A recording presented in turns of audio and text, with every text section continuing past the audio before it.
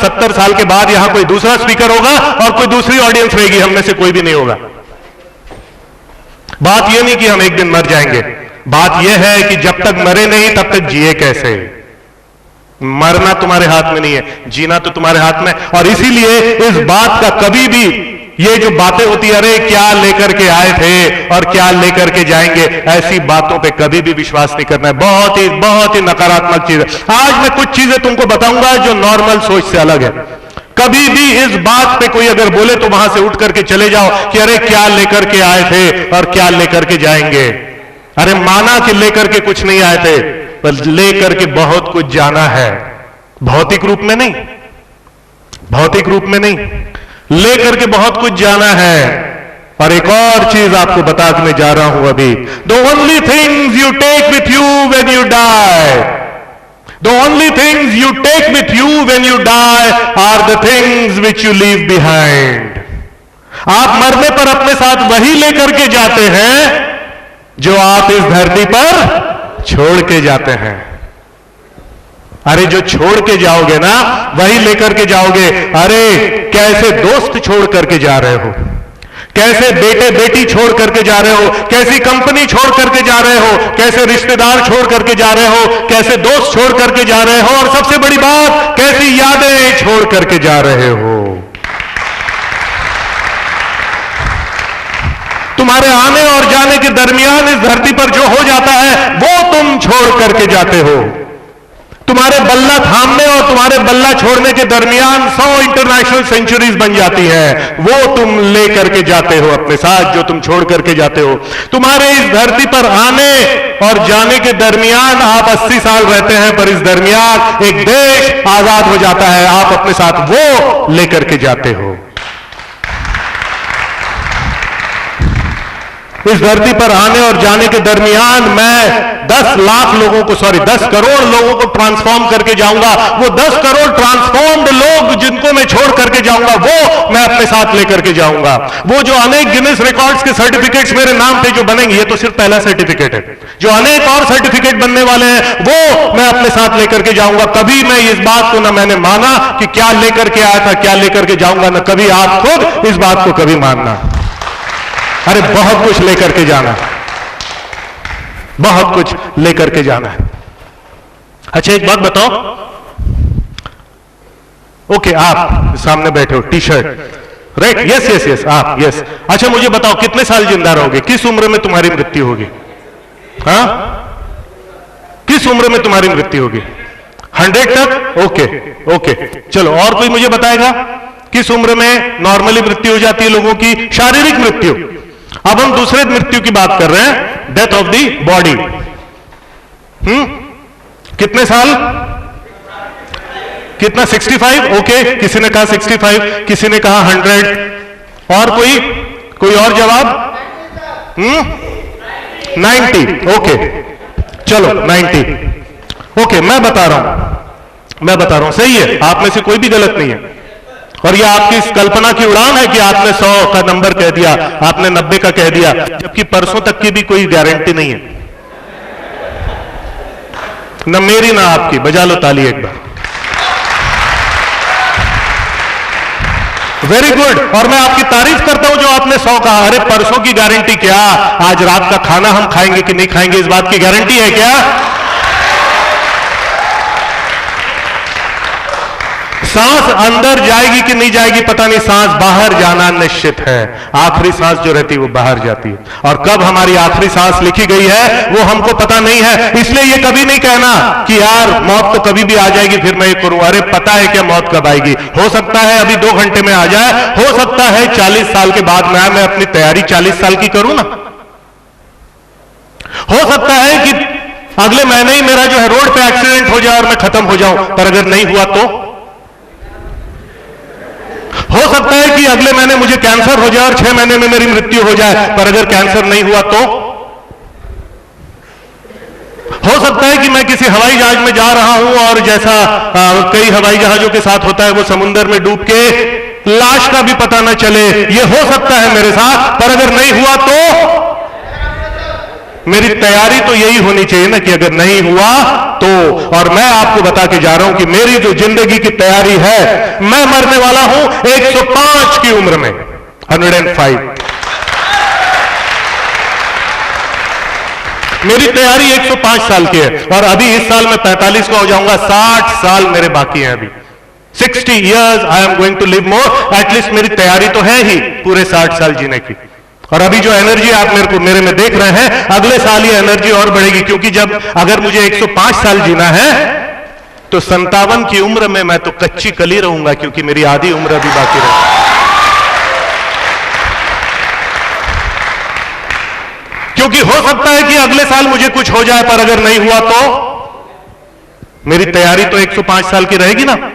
Okay, मुझे एक बात बताओ, अगर आपको लगता है, फॉर एग्जांपल अभी किसी ने कहा कि 65 की उम्र में, अगर किसी ने कहा कि 65 की उम्र में मृत्यु मेरी हो सकती है, तो मुझे एक बात बताइए, मान लें कि अगर 65 की उम्र में आपकी मृत्यु होने वाली है या 65 की उम्र में, आप मुझे एक बात बताइए कि 64 की उम्र में -1, ठीक है, 64 की उम्र में कैसा शरीर आप चाहते हो? बोलिए, कैसा शरीर चाहते हो?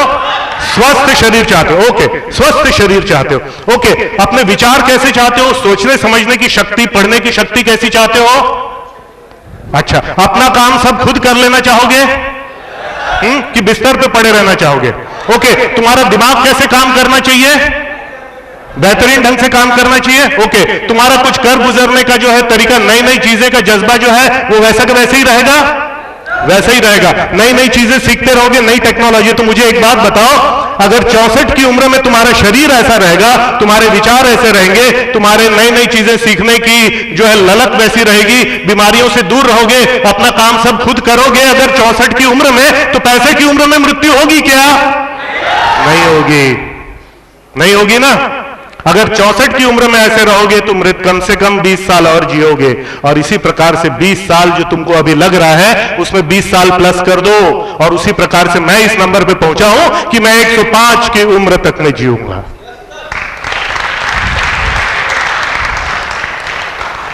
मैं 105 की उम्र तक में जीऊंगा। अभी तो बहुत किताबें लिखनी बाकी है, अभी तो बहुत सारे ऑडियंसेस को जो है मंत्रमुग्ध करना बाकी है। This is what I talk about death of the body,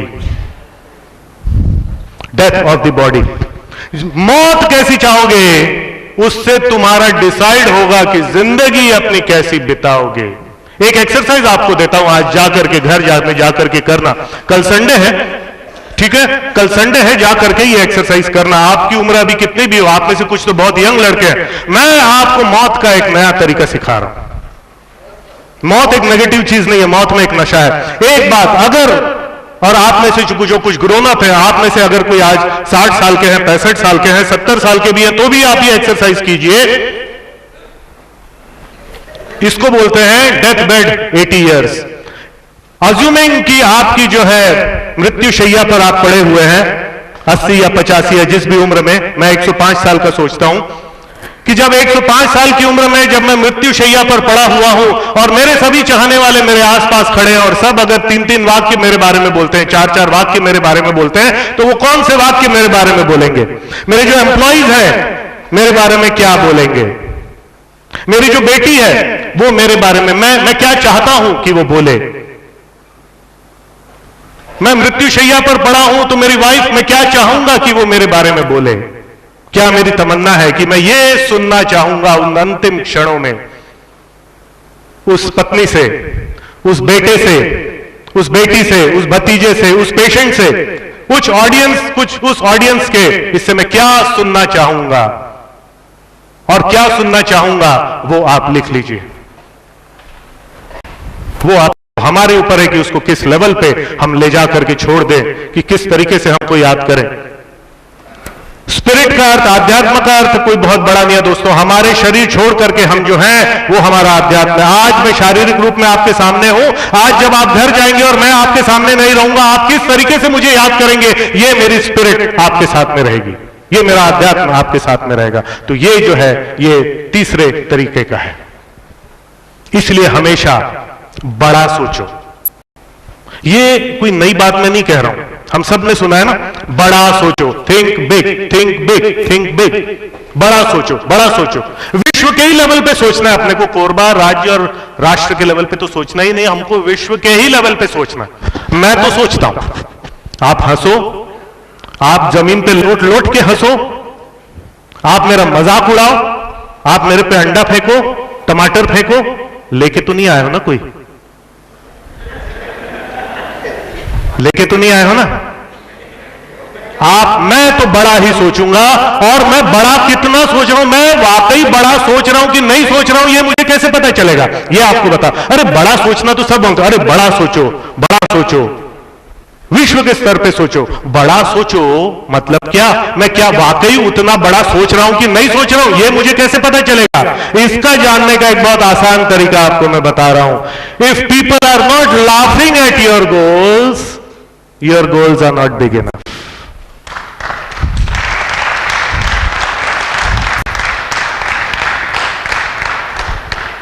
अगर लोग हंस नहीं पड़ते हैं आपका गोल सुन करके, आपका लक्ष्य सुन करके, यह लक्ष्य थोड़ी है कि फर्स्ट डिवीजन में पास हो जाओ।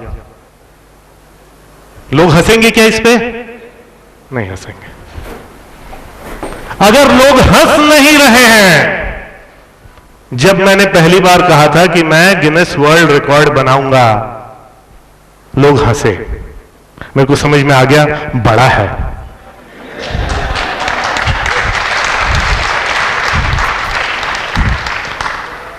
अब जब मैं बोलता हूं कि मैं अपना ही रिकॉर्ड मुंबई में तोड़ूंगा और 60 घंटे तक लगातार बोलूंगा, ये तो 3 घंटा कच्चा नींबू चिल्लर आइटम है यहां पे जो हो रहा है।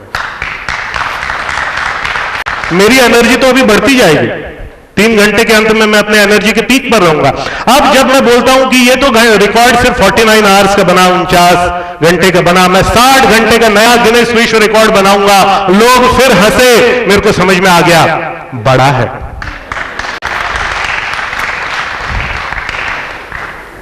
जैसे लाइफ बॉय बिग का ऐड था ना, सचमुच काफी बड़ा है, right. If people are not laughing at your goals, they are not big enough. मत सोचो कि मैं ये नहीं कर सकता, मत सोचो कि मुझसे नहीं होगा, मत सोचो कि ये मैं कैसे कर सकता हूं, मेरे को कौन साथ देगा इसमें। अरे लोग साथ नहीं देंगे। भेड़ चाल, क्या भेड़ चाल, लोग साथ नहीं देंगे, उस पर भी हम आगे चर्चा करेंगे। और इसको हम एक पॉजिटिव, एक नेगेटिव थिंकिंग होती है ना, हमने सोचा ना नकारात्मक सोच, नेगेटिव थिंकिंग। बोलते ना यार ये नेगेटिव थिंकिंग मत करे, नेगेटिव बातें मत करे, पॉजिटिव बोला कर, positive talk, positive think, positive बोलते हैं ना हम ऐसा, positive thinking, positive thinking, positive thinking. Positive thinking से भी बड़ी एक थिंकिंग तक मैं आपको आज लेके जाना चाहता हूं। पॉजिटिव थिंकिंग मतलब कि मैं हर एक विषय में बहुत अच्छे नंबर से पास हो जाऊंगी, वेरी गुड, पॉजिटिव थिंकिंग। मैं पॉजिटिव थिंकिंग से भी ऊपर के लेवल तक आपको लेके जाना चाहता हूं, क्योंकि याद रखो कि जब हम पॉजिटिव थिंकिंग की बात करते हैं और दिल से सिर्फ बोलने की बात करते हैं, पॉजिटिव बोलने की बात हम करते हैं, तो जब अगले दिन जब पहली मुश्किल आ जाती है तो पॉजिटिव थिंकिंग जो है वो खत्म हो जाती है। जब इतना बड़ा सिलेबस देखते हैं तो वो पॉजिटिव थिंकिंग खत्म हो जाती है, कम से कम थोड़ी बहुत हिल तो जाती ही है। पॉजिटिव थिंकिंग से ऊपर, the problem with positive thinking इसकी पहली मुश्किल जहां आती है, कल से मैं रेगुलर एक्सरसाइज करूंगी,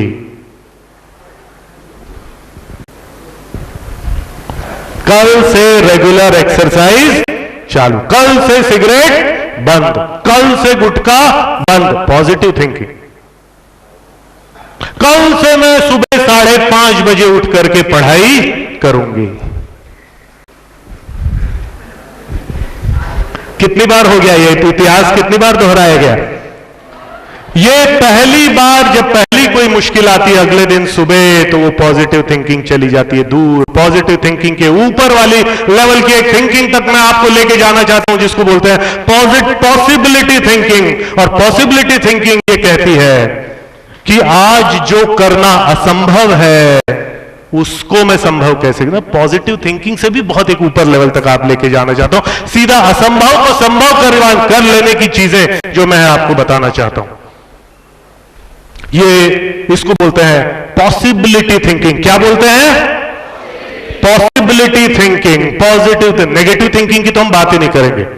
पॉजिटिव थिंकिंग के ऊपर की बात मैं आपको बताना चाहता हूं, जिसको हम बोलते हैं पॉसिबिलिटी थिंकिंग। और ये सवाल है, what is impossible to do in my life today, but if it can be done, how will it change how I am thinking, doing and working today. Hindi में बताता हूं आपको, वो कौन सी चीज जो आज मेरी जिंदगी में असंभव मालूम होती है, पर अगर उसको करना संभव हुआ, अगर मुझे उसे संभव करके दिखाना है, तो मेरी सोच में क्या परिवर्तन मुझे लाना पड़ेगा, मेरी बातों में क्या परिवर्तन मुझे लाना पड़ेगा, मेरे काम करने के तरीके में मुझे क्या परिवर्तन लाना पड़ेगा। गिनीज रिकॉर्ड हम सोचते हैं कि हम मतलब संभावनाओं के दायरे में भी नहीं लाते हैं उसको, असंभव। पर अगर तोड़ना है, अगर लगातार 60 घंटे बोलना है, अगर लगातार 50 घंटे बोलना है बिना रुके, नॉन स्टॉप, तो ऐसा क्या मुझे करना पड़ेगा कि जिससे वो संभव हो सके। वो हमने डिसाइड किया, और ये मैं हम बोल रहा हूं बिकॉज यहां पे टीम इन्वॉल्व थी। फिजिकल लेवल पे हमको क्या करना चाहिए, कितने बजे उठना है, क्या, क्योंकि जब उस असंभव की बात होती है तब आपकी थिंकिंग एक अलग लेवल पे चली जाती है, एक अलग दायरे पे चली जाती है। तब फिजिकल लेवल पे कैसा डाइट लेना है, कैसे एक्सरसाइज करनी, कैसे सुबह उठ करके, क्योंकि अब कुछ ऐसी चीज नहीं कर रहे हैं जो संभावना के दायरे में है, अब कुछ ऐसी चीज कर रहे हैं जो कि वैसे तो एक आम आदमी असंभव ही समझता है। इसको हम बोलते हैं पॉसिबिलिटी थिंकिंग। तो मानसिक लेवल पे मुझे कैसी तैयारी करनी पड़ेगी वो 60 घंटे बोलने के लिए, क्योंकि वहां पर आप टॉपिक रिपीट नहीं कर सकते, आपको लगातार 60 घंटे का मटेरियल आपके दिमाग के अंदर में होना चाहिए। उसके लिए मैं कैसी तैयारी करूंगा, मानसिक भावनात्मक रूप से मैं कैसे अपने आप को तैयार करूंगा कि जब रात के 3:30 बजे हैं और सामने सिर्फ 12 लोग बैठे हुए हैं और वो भी मुंडे लटका के बैठे हैं, तब अपने भावनात्मक रूप से इमोशनली स्ट्रांग में कैसे रह करके बोल सकूं, उसके लिए मुझे कैसे अपने आप को तैयार करना पड़ेगा। ये मुझे ये मौका मिलेगा सोचने का when I talk about possibility thinking. और स्पिरिचुअल, आध्यात्मिक रूप से मुझे कैसे तैयार करना पड़ेगा, जब मैं वो सोचूंगा कि मैं क्या छोड़ करके इस धरती पर जाऊंगा। जब एक व्यक्ति जिसने 3 गिनेस वर्ल्ड रिकॉर्ड तोड़े, वो व्यक्ति जब मैं बन के जाऊंगा तब क्या होगा, इस धरती पर क्या इंपैक्ट आएगा, वो जब मेरे दिमाग में आता है, तब वो पॉसिबिलिटी थिंकिंग की तरफ मेरी वर्किंग, मेरी थिंकिंग, मेरी पॉजिटिव थिंकिंग तो फिर कहीं ठहरती नहीं उसके सामने। यह हो सकता है ये कुछ बातें आपको आज कठिन लग रही हो और कुछ समय बाद आपको समझ में आएंगी, पर फिर भी बहुत ध्यान से सुनिएगा, फिर भी बहुत शिद्दत से मुझे सुनिएगा। और बाद में आज का एक ये वीडियो जरूर देखिएगा, 5 बार देखिए, 10 बार देखिए, मुझे खुद समय लगा था ये सब चीजें समझने में। आज का वीडियो जरूर लीजिएगा और इसको बाद में देखिएगा 2 बार, 3 बार, 4 बार, आपको समझ में आएगा कि मैं क्या कहना चाह रहा हूं। आपको अनरीजनेबल बनना पड़ेगा, आपको ऐसा बनना पड़ेगा जो बाकी के लोग बोलेंगे कि पागल है ये आदमी, ये पागल हो गया ये आदमी, हंसेंगे लोग आप पे। ऐसा आपको कुछ डिसाइड करना पड़ेगा और उसको साबित करके दिखाने के लिए जब आप कदम बढ़ाएंगे तो पॉजिटिव थिंकिंग तो अपने आप ही आपके अंदर में आ जाएगी। ये एक चीज जो मैं आपको सिखाना चाहता था, कमिट टू अनरीजनेबल। जो अनरीजनेबल है, जो नहीं हो सकता। अरे लाख रुपए के अंदर में कार बनना, यानी लोग हंसते थे, अरे 1 लाख रुपए की कार कैसे हो सकती है, लोग हंसते थे। इतना बड़ा ब्रिटिश साम्राज्य, इसको कैसे हटाया जा सकता है, 100 international centuries, Guinness world record, ये कैसे बन सकता है। अनरीजनेबल, अनरीजनेबल, अनरीजनेबल,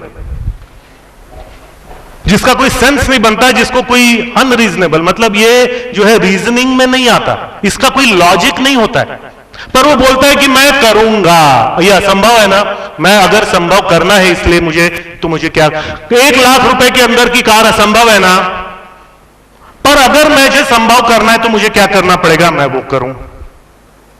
ठीक है, बहुत चैलेंजेस आए नैनो बनाने में, बट अल्टीमेटली वो कार, मैं सही फैसले लेने में विश्वास नहीं करता, क्योंकि अगर वो बोलता कि मैं 1 लाख की कार बेचूंगा, तो क्या वो सही फैसला बोलती दुनिया उसको? नहीं बोलती। उसने फैसला लिया और फिर उसको सही करके दिखाया। पहले फैसला लेना पड़ेगा गिनीज रिकॉर्ड तोड़ने का, और फिर लोग हंसेंगे, फिर उसको तुम सही साबित करके दिखाओ। पहले फैसला लेना पड़ेगा कि मुझे यूनिवर्सिटी टॉप करना है, लोग हंसेंगे, तुम्हारे घर वाले सबसे ज्यादा हंसेंगे, तुम्हारा छोटा भाई तो लोटपोट हो जाएगा हंस हंस के। मैं सही फैसले लेने में विश्वास नहीं करता, मैं फैसला लेता हूं। क्या बोलते हैं रतन टाटा? मैं फैसला लेकर के उसे सही साबित कर देता हूं। बहुत बड़ी बात है ये। अभी भी ये जो बात है, इसका मर्म समझने में आपको टाइम लगेगा। अभी आप में से काफी लोग बहुत यंग हैं अभी। मैं खुद मानता हूं कि ये जो स्टेटमेंट है, मैं खुद भी अभी उस गहराई से इसको समझ नहीं पाया हूं अभी तक। अभी भी मुझे समझना बाकी है। I am work in progress. अभी भी मुझे समझना बाकी है ये क्या कहा है यहां पे। मैं सही फैसले लेने में विश्वास, अरे सही क्या गलत क्या, क्या सही है क्या गलत है? अरे कोई नई चीज तुमको बनानी है तो गलत फैसला ही लेना पड़ेगा।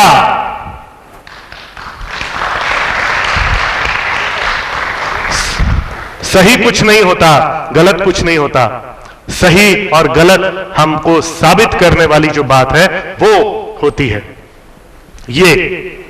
और इसीलिए अगर रिस्क नहीं ले रहे हो तो सबसे बड़ा, not taking risk is the biggest risk, क्योंकि फिर आप भेड़ चाल का हिस्सा बन जाते हो। अगर आप रिस्क नहीं लेते तो आप भेड़ चाल का एक हिस्सा बन जाते हो। और इसीलिए ये दूसरी चीज जो आपको बोली जाती है ना, सोच समझ के फैसला लेना। क्या? सोच समझ के। अरे जो चीज आज तक इस धरती पर हुई ही नहीं कभी, उसके लिए क्या सोचना और क्या समझना? वो तो करना पड़ेगा तब समझ में आएगा। तो ये जो दूसरी चीज जो हमको सिखाई कि सोच समझ के फैसला। अरे सोचना और समझना क्या? सोचना और समझना तो बाद में पता चलेगा। अगर सोच समझ के हर फैसला करोगे तो कोई फैसला ही नहीं ले पाओगे।